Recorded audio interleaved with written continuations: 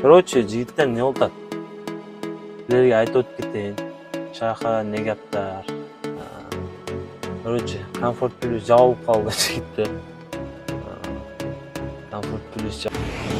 Туугандар, азында чайды ичип, братишке мен мына Султанбек самый знаменитый адам. Бала бул ТикТокто көргөндөр билет. Короче, бала Тамаевке вызов таштаган. Тамаев не ответ кылуу? Ответ кылат. Ответ кылууда. Уже көрдү уже. Ооба, көрүп атат. Менде аудитория. Машина арендасы канча бул? Аренда бар 10 болуп атат. 10 миң тааныш бөлүп. Мындай машинага мен жигиттер, мына эркекче биз эми айылдан чыккан балдарбыз да, мындай эски кийимде бундай машинага отурган эмесмин жигиттер. Эркекче вообще отурган эмес. Азыр биринчи жолу отурам, мына бул бала биз элитте иштейт. Бир отуруп көрсөм болобу? Реакцияңыз көрөйүнчү. Битте отуруп көрсөм болобу жигиттер. Бисмиллахиррахманиррахим. Ну, Мерседес баягындай машина болбосо деле жигиттер, мына машина карагыла, житими. Бул мен биринчи жолу кантип жагат бул машинаны? Өзү жүрүп турат уже. Ана жак уже. Жакыш кереги жок. Жүрүп турабы өзү? Жүрөт, өчүрбөйсүз да, жүргүзбөйсүз да. Каттык го? Тормоз здесь. Всё, ана, всё есть. Жигиттер, мен сөз сүйлөп албайм. Мына комфорт бите тартып коеюн да, комфорт. Не да мындай сүйлөп. Просто бул жерде жок нерсенин өзү жок да мынакей. Көрүп атасыңарбы? Отурдуң, тормоз тептиң, скорочка салдың, кете бересиң да мынакей. Камера 360. Братишке, могу мотоциклдык эмеспи ишкылып? А? Могу мотоциклдык эмеспи ишкылып? Көрдүңөрбү? Бир зор фишкасы бар. Кана фишкасы? Кана? Проекция көрүнүп атабы? Ой, көрүнүп атат. Бул могу мотоциклдык. Сиз өзүңүз как удобно отуруңуз, мен сизди удивить этишке аракет кылам, да? Мына мощный экен, мына сиденье, салон. Ошондо отуруп туруңуз. Азыр көрөсүңөр атмосфераны, а? Чё за космолет? Мыналарды айнекти ачып коем да, жигиттер мына балдар турат азыр.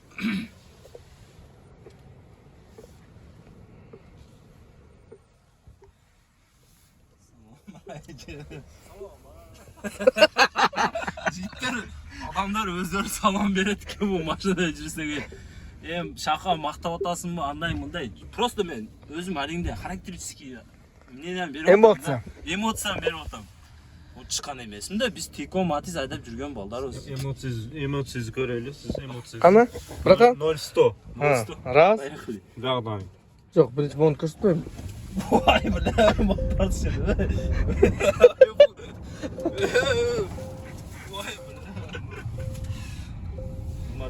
Кандай эм сүйлөгөн.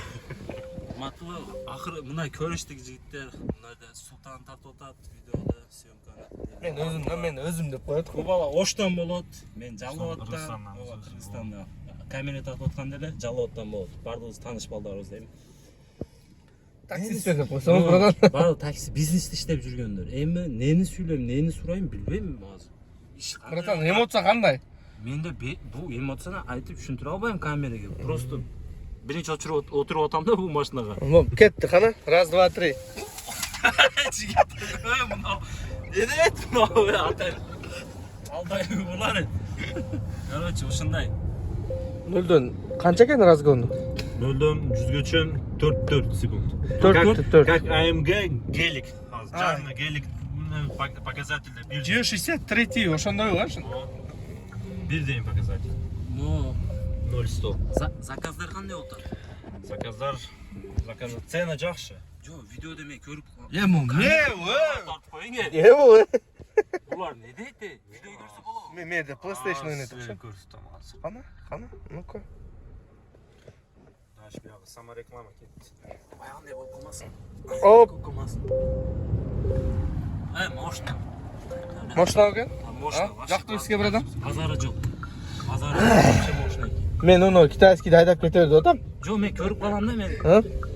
Мен көрүп калам да, что заказдар аз болуп калат, кээде бизнеси жабып каласың. Ошондо кандай Элдер эмне деп атат? удобно, выгодно вообще. 8000 сизге 8000 болуп калат. Башкаларга 10000 да эми арендасы. Өзү эң самый выгодныйсы, как башка обычный таксилерде эмне ошондой эконом, комфорт плюсто жакшы болгондо бул жерде дагы ошо бизнес менен эли жакшы экен. Пример, как вот обычный комфорт бар го, ошондой между тем, между этим болуп кичине заказдар аз экен. Именно заказдар келип атат, келгенде да комментарий жазып коюп атат, что майбык сурап, зикир сурап. Именно ошо көпүнчө элитага жакып алчу ошо примердичи. Клиенттерди үйрөтүп коюштур. Элиттардегилер ошондо пример жандырып алып, жана комфорт плюстар сиз барада комфорт ташыйсыз го ошондой эле да. Эми Булар карап туруң, булар бизнес жандырып биздин анын жарымта кылып атат да, ошол эле болуп атат негизичи. жö мына машинада бизнесте элит болгондон кийин что-то не то го. Не то да, не то, точно не то, брат. Даже Аризо айдайм, Аризоду эконом жаксам, туура келбейт да жигиттер. Комфорт жагасыз го, братан. Эконом. Комфорт де ладно, ничего. Так, эмне экен? Бул жер экран экен да, полный, а? Эмне деп атат кана? Полноценный, нормальный качество менен көрсөтүп. Братчика өзүн коюп алыптыр. Реклама. Только реклама. Ну-ка. Базара жок. Нормально. Братан, мындай кыска эмоцияны айтыңчы немеден. Жо, Эмне экен сизге? Мени эмоциям просто сүйлөп айта албайм. Мен бул эмоцияны башкалар айдап, башкалар кызыкат го, лиге отурбагандар бар, айдабагандар бар, ошолорго мындай эмоциям айтып кетти. Машина вообще жигиттер мощный экен да, просто мына кожа, может там мына функциялар өтө көп экен да, карагыла, мына телевизор экен ал. Зери уктасаң деле телевизорду коюп алып машина. Самый главный мен YouTube'да көрүп калдым эле. Мо сиденияны астка муну до конца тартып туруп, муну жаткырып алып жатса болобу, а? Ооба, буякта, короче, розетка бар 220. Ага. PlayStation улайсыз. PlayStation ойноо. Эмне PlayStation ойносо? Массаждар жагып коюп. Массажы дагы бар еще самый главный, братан. Да, во всех сиденьях. Массаж, обдув. Братчикем, ушу машинага үйлөнсө болбойбу? Негизи бойдок бала болсо машинага үйлөнүп болот. Бизнесте иштетсеңиз азыр эмне болуп атат эми? Бизнеске кайта чыгайын. Бизнеске кайтыш ниет жок, машинаны бир өзүм арендага алып айдап көрөйүн дедим.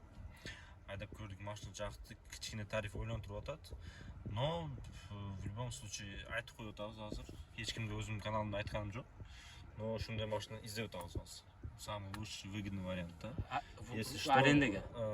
Лизинга. Лизинг, Иншалла жакшы вариант чыгып калса, ошону. Короче, дальнейшем ушундай машиналарда иштеп жүрүш экен да. Бизнеске кайтыш жок экен да. Элит асалды. Энди элитадан дагы чыгарып берсе, бизнеске түшөт да булар. Шунусу жакшы. Дальше еще дальше можно работать на ней. Вот в чем плюс, да.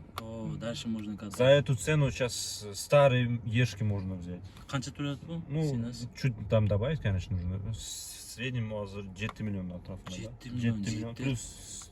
Ой-ой-ой. 7 миллион акчам болсо, эми пландарымды айтпай кое берейин. Кайта бир 3 миллионго комфорт плюс алат дейм. Калганын эми кайфы алат. Эми просто өзүм менен айтып атам да. 7 миллионго жизнь машина албайт элем. Бул башка ойлойт. Бирок, братан, менден чоңсуз. Жанагы сый урмат деген баары сизде десеңиз, от души сыйлайм, братан. От души рахмат. Просто сиздин неңиз ошо 7 миллион менен эле бүтүп калып атат да, братан. Неге? Эгерде сизде 7 миллион акчаңыз болсо, башка жерден точно доходуңуз болот. Мындай машина чыпыкка болуп калат, братан. Сиз 7 миллионго машина алың да, уже хочется за 70 миллионов, братан. Я на это отвечаю. Мен сизден жашым кичинекей, бирок Жок, просто мен азыр ошо 7 миллион жок болгон үчүн айтып аткан болсом керек. Ошон үчүн жок болуп атат. 7 миллион болгондон кийин вообще дополнительный доход надо будет. Дополнительный доход болсо, алсам. А так, на самом деле, братчика битта суроо.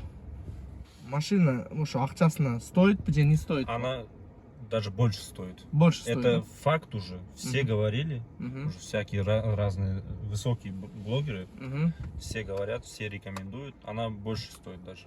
Все. И еще сейчас она продается в свою цену, которую вложили сюда. Тут за имя не просят деньги сейчас. Чисто за продукцию просят сейчас. Я понял.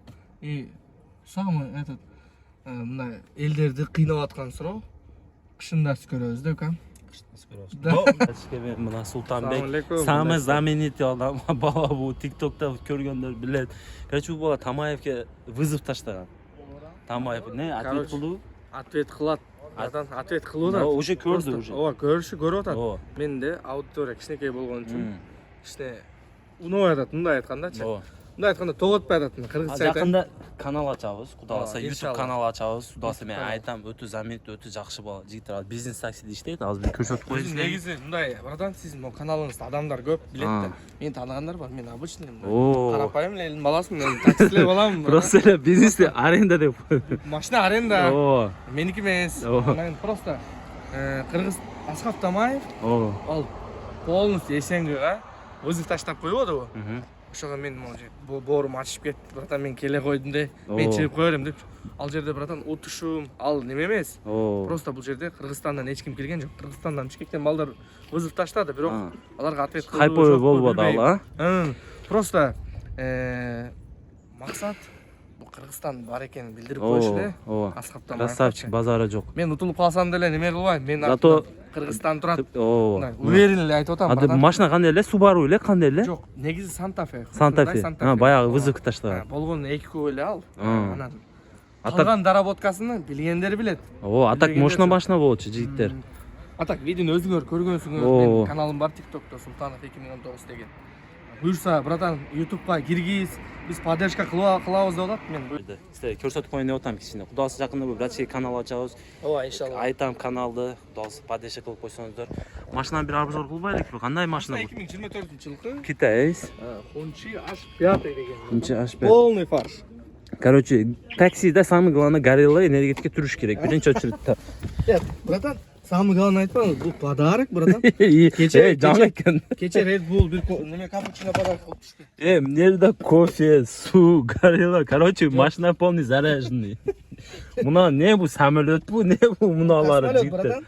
Bunday машинага мен ошо короче баардыгы айтат да шака бизнеске чык, бизнеске чык. Ушундай балдар мени жолдон урат да жигиттер. Онда памятный сиденьям бар экен жигиттер. Карал, а так машина мощный, панорама, подсветка, как Аризода эле экен. Аризода да подсветкалар бар го, туда-сюда наоборот кылар. Ошого бир көрсөтүп коеюн силерге мына. Кудасы насип кылса чыгам. Китайский жөнүндө бир отзыв айтайынбы силерге? Туугандар, буга чейин Mercedes, BMW, Икус, Audi айдап жүргөн бизнес кылсачы, бизнес тарифте. От Mercedes вообще не отступает, туугандар. Мындай жол бербейт, нормальный. Задний привод экен самый главный. Burnout можно сделать. Алдан бизнесте иштейт эле. Ал азыр деле иштеп атат. Ну, Mercedes айдайт эле. Мурда Mercedes айдаган, Mercedes'тен короче таксиден ташадым деп кетип туруп, фур алып, рейске чыктым. Аны дагы жанын суурдум. Экөөбүз бирдейбиз, потому что бул мен Кыргызстанга бардым, таксиде кылбайм деп.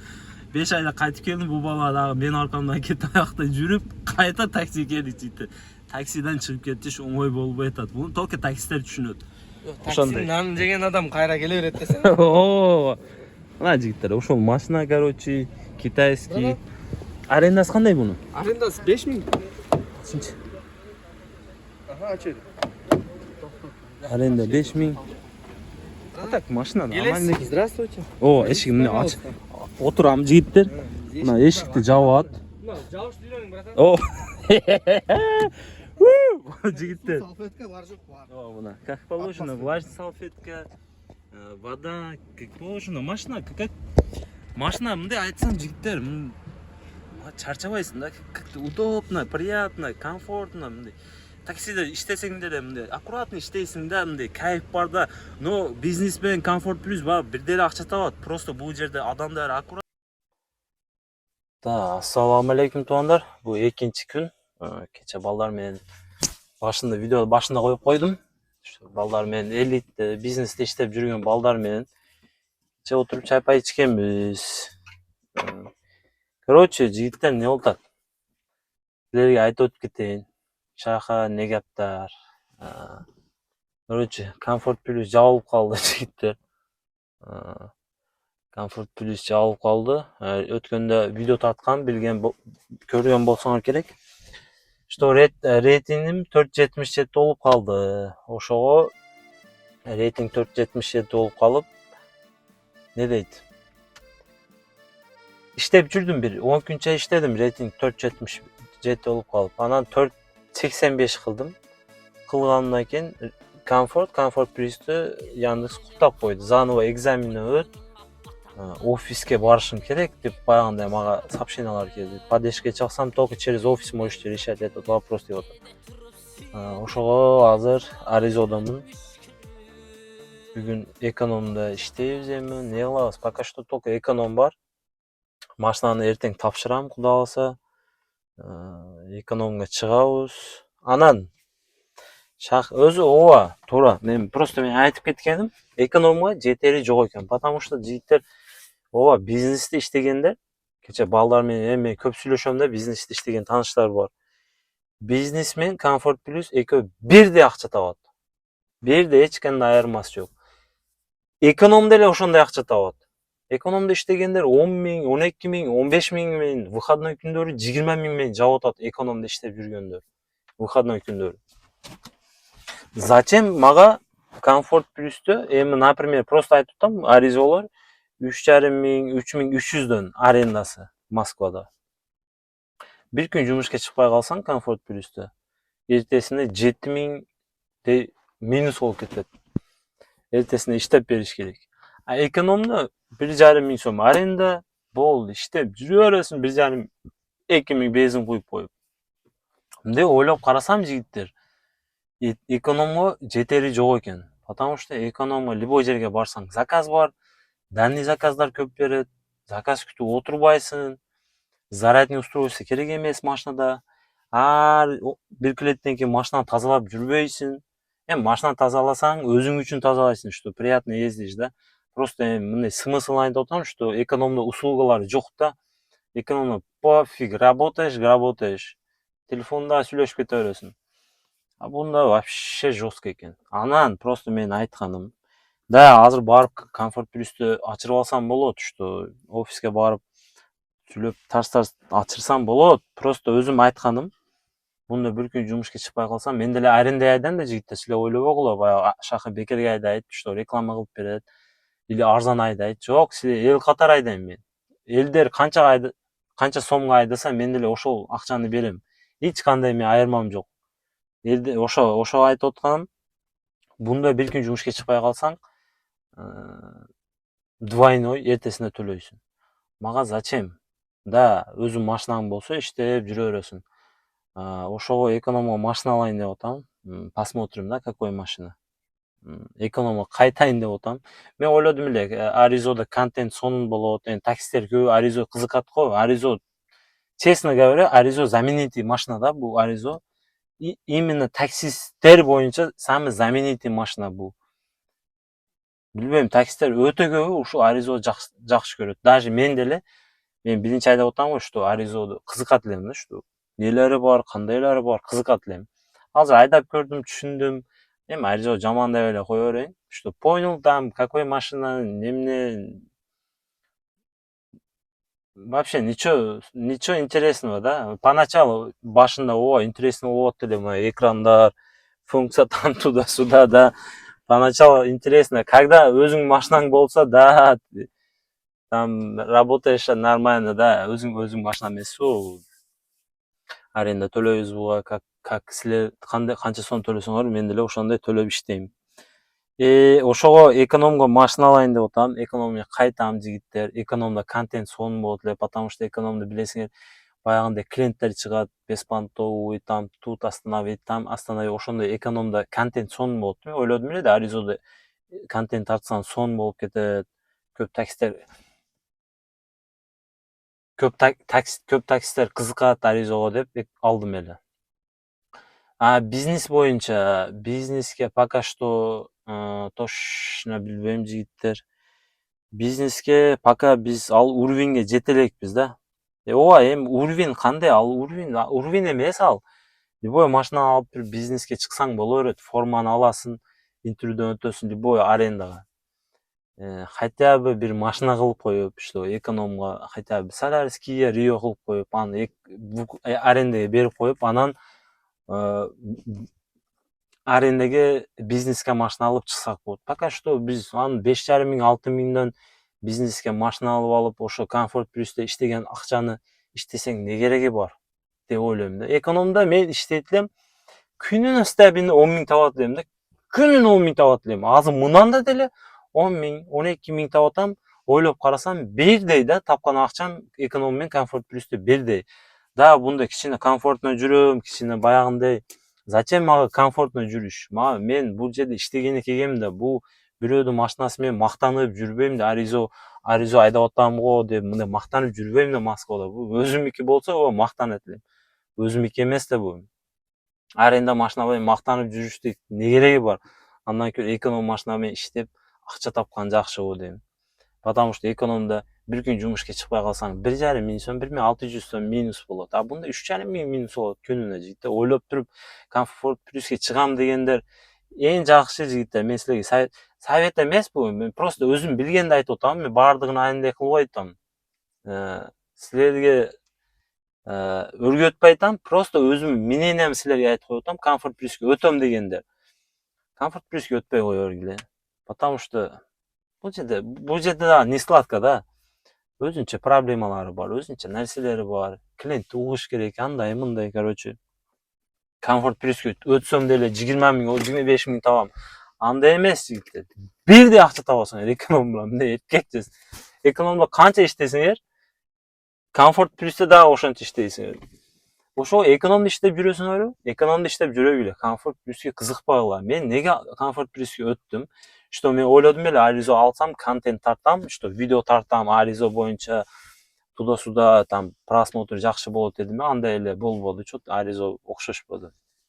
Ошо не только что комфорт плюсту жаап койду, тапшырып атам, жок. Комфорт плюсту азыр эртең барып туруп ачып ала берем. Ерунда ачып алам. Просто экономду деле ошол акчаны табат элем. Комфорт плюсту да ошол акчаны табып атам. Мен не кылам, мынандай расход көп да жигиттер. Күнүнө 2 миң эсаптап берем. 2 миң заправка, 3,5 миң аренда, депозиты бар. Комиссия парк, обед, завтрак, су, сигарет, ойлоп койгула. Күнүнө 7 миң минус. 7 миң сом минус. 10 миң иштесең, ошондо 3 миң сом калат экен жигиттер. 3 миң сом калат экен. Экономда 10 миң иштесең, 1,5 миң аренда, 1,5 миң заправка, 1000 сом жеп ичесиң, 6 миң, 7 миң экономда жөн эле таап салат да, өзүң чөнтөгүңө лишь домой. Үйгө 7 миң. Экономда иштегендер өздөрү билет мына. Аз комментарий экономда иштеп жүргөндөр, комфорт плюсте иштеп жүргөндөр комментарий жазып койгула. Мына экономда иштеп жүргөндөр канча табасыңар күнүнө? Комментарий жазып койгула. Комфорт плюсте иштеп жүргөндөр канча табасыңар? Комментарий жазып койгула. Экономда жүргөндөр ойлойт го, комфорт плюске чыксам күнүнө 20 миң табам, 25 миң табам. Андай жок. Бирдей табасыңар. Бизнес боюнча, бизнеске пока что чыкпайм, ошол айттым. Чыгам деп аттым эле. Азыр балдар жүрөт, иштеп, тааныш болушем. Тааныштар бар, братишкалар бар. Иштешип жүрөт бизнесте. Аларга дагы оңой эмес да жигиттер. Алар мындай айтып кое берет, ооба, сонун, кайф, маза, машина комфорт деп кое берет. Өзүнчө бардыгынын проблемасы ичинде дейт го, айта албайт. Ошого эң жетери бизнес эконом жакшы экен. Мен потому что көп эс алып калам, так рекламага барып калам, өзүм жумуштарым жүрүп калам, ишке чыкпай калам. Ошондо мага билинбейт да эконом 1,5 миң сом эле. А комфорт плюстө 3,5 миң. Ал вообще качан минебиз? Качан өзүбүз алып, болбосо выкуп алсаң, ошондо минсең болот. Ошондой мен чото монолог болуп кетти, сүйлөгөн сөздөрүм түшүнүктүү болдубу, болбоду билбейм. Тарс сүйлөп таштап атам. Эконом комфорт плюске чыгам дегендер чыкпай кое бергиле жигиттер. Экономда комфорт плюсте жүргөндөр бар го, наоборот экономге чыгам деп ойлоп жүрөт бардыгы эле. Мен көбү менен сүйлөштүм да, комфорт плюсте иштеп жүргөндө. Экономге чыгам деп бардыгы айтат. Экономда эле комфорт плюске чыгам, силер андай сонун айдайсыңар, сонун жүрөсүңөр, акчаны кырып атасыңар. Жок, андай эмес экен. Ошо экономда иштеп жүргүлө. Жигиттер эң жакшы клиент бир нерсе десе дагы выйди отсюда дейсиң го. Открой дебей, выходи дейсиң да, клиент бир неме десе. Ошондой видеого лайктан баскыла, болушунча тарттым, смен эмес, бул канча иштедим, кандай болду, эмне болду. Андай видео болбодубу? Мындай просто образно айтып коюп атам да. Кийинки видео может экономно болуп калар жигиттер. Кийинки видео экономно болот. Кандай машина точно билбейм. көрөбүз да, видеода көрөсүңөр кандай машина. Пока что иштеке жаңылыктар жок. Бизнеске чыгам деп оттум эле. Бизнесте да кийинирээк алып койдук жигиттер. Бизнести пока что өзүбүздү развитие кылып алайлык. Өзүбүз развитие кылып, кичине акча иштеп, кичине хотя бир экономго машина алып, анан бизнеске аракет кылабыз. Сразу эле арендага 5,5 миң 6 миң сомго мына жабада айтат да, 6 миң сом бергим келбей атат бизнеске. Таксиде иштеш үчүн 6 миң сомго бизнес машина алышым керек, 5,5 миң 6 миңге. 2 миң сом заправка кылышым керек. Күнүнө 10 миң расход бар да. Бизнес машина миниш үчүн 10 миң расход бар. Күнүнө. Ошол жагы дагы бар. Аддена форма алыш керек, форма менде жок. Форма алышым керек, интервьюдөн өтүш керек, өзүнчө проблемалары бар. Видео кичине көбүрөөк болуп кетиши мүмкүн бул видео, ошого кече балдар менен отуруп видео тартып коюп койгом. Видеоду башында коюп койдум жигиттер. Бизнесте иштеп жүргөндөр, элитте иштеп жүргөндөр, ошондой лайктардан басып, канал катталып, оюңуздарды комментарий жазып койгула. Окуйм ушул комментарий, ар бир комментарийни окуйм жигиттер, жазып койгула да. Не деп ойлойт экен, комфорт плюстөгүлөр, экономдогүлөр, бизнестегилер азыр не деп жазат экен, баарын окуйм. Туурабы, туура эмеспи? Эми просто силерге айтып өтүп кетейин, мен силерге үргөтпөй айтам. Мен билген нерсем просто өзүм ушул нерседен өткөнүм силерге сүйлөп коюп атам, всё. Азыр барып эртең комфортту ачырып иштеп жүрө беремби Аризодо? Просто мага башка условиялар чыгып атат жигиттер, ошого буну тапшырып, башка парктан условия чыгып атат, что машина беребиз сага, эконом, реклама кыласың биздин паркты, жакшы парк. Реклама кыласың, машинага аренда бербейсиң деген условия чыгып атат жигиттер. Ошондой условияда мына азыр. А так азыр барып комфорт плюсту ачырып жүрүп иштеп жүрсөм боло берет. 3,5 миң сом, 3 миң сом. Жалко да. Жалко. Айына 100 миң почти. 100 миң, еще парк. Ошондой. Бизнестере чыксак арендага айдайбыз да, бизнестере арендада 5,5 миң 6 миң сом күнүнө. Чыгасыңбы, чыкпайсыңбы, сен 5,5 миң 6 миң долженсың. Иштешиң керек, бериш керек. Без такси кандай нелер болуп кетип атат? Түшүнбөй атам. Таксиде күнүнө закондор өзгөрүп атат. Күнүнө бир немелер өзү таксилер эми кыйын такси болуп калды өзү Москвада дагычы. Баягы документтер ойлоп, бир нелерди ойлоп чыгып, вообще кыйын болуп кетти Москвачы жигиттер. Болгончо тарттым. Лайктардан басып кеткиле, болгончо сүйлөп кеттим жигиттер. Ушундай. Анан жигиттер, просто мен айтып өтүп кетейин, экономго өтөм деп атам. Экономду билесиңер, мен YouTube'да видео тартам, туда-суда. Мага ошол жакшы, эконом жакшы экен. Что контент болот. Адамдар, баягы беспонтовый адамдар көп чыгат да, баягындай наркоман, алкаш, баягындай кидарщиктер көп чыгат экономдо. Бундай андай контент болбойт экен да. Комфорт плюсто мынандай контент тарта албай атам, эркекчесин айтайын. Окшошпой атат контент. Экономдо вообще контент сонун болот эле да. Баягындай адамдар чыгат эле. Видеоду кызыгып көрөсүң, ким чыгат, кандай адам экен бу, ким шаханы алдап кетти, ким кидал этип кетти, шаха ким менен урушуп кетти. Ошондой видеолор, интересный видео болот экономдо. Мен ойлодум эле, что Аризодо контент тартсам сонун болот, тияк болот. Окшошподу, короче. Ошондой жигиттер, шаха жөн жүрбөйт экенсиң, кайта экономго өтүп атасыңбы деген жигиттер, өзү экономго жете эле жок. Мына азыр айтып, экономдогулар азыр молодец дейт. Мен эконом мага өтө сонун. Мага ошол жакшы. Ошол акчаны мен өтпөйт элем Аризого. Конфет плюске өтпөйт элем жигиттер. Мен просто контент тартам деп өттүм. Ошону айтайын жигиттер. Мага эконом сонун. Ошол комфорт плюс менен эконом бирдей акча табам мен, эркекче. Бирдей акча табам. Видеолорду көрүп жүргөнсүңөр жигиттер. Экономду дагы мен күнүнө 10 миң, 11 миң, 12 миң, выходной күнү 15 миң жабат элем экономдо. Зачем мага мындай машина, туурабы? Тарс иштеп экономду машина алган жакшы ондан көрө. Бирөөгө акча бербей, туурабы? Эми рекламага болсо, мына машина реклама. реклама кыл бесплатно айда. Анда другой вопрос. 3,5 миңден 3 миң сомдон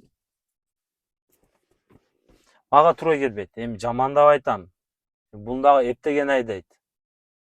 Туурасын айтыш керек. Аризо, не только Аризо, Comfort Plus'те эптеген иштейт. Мен эпте албадым, потому что нефть түйгөн. Нефть түйгөн, таксилерде өзү бардыгын нефть түйгөн. Клиенттер бизи түгөт бүттү. Өз клиенттер бизи түгөттү жигиттер. Такси ham оңой эмес болуп калды. Күнүнө рейд, путевой, билбелегаттар, документтер кыйын, вообще түшүнбөйсүң. Ушундай. Кийинки видео Кудай калса насип кылса экранда болот.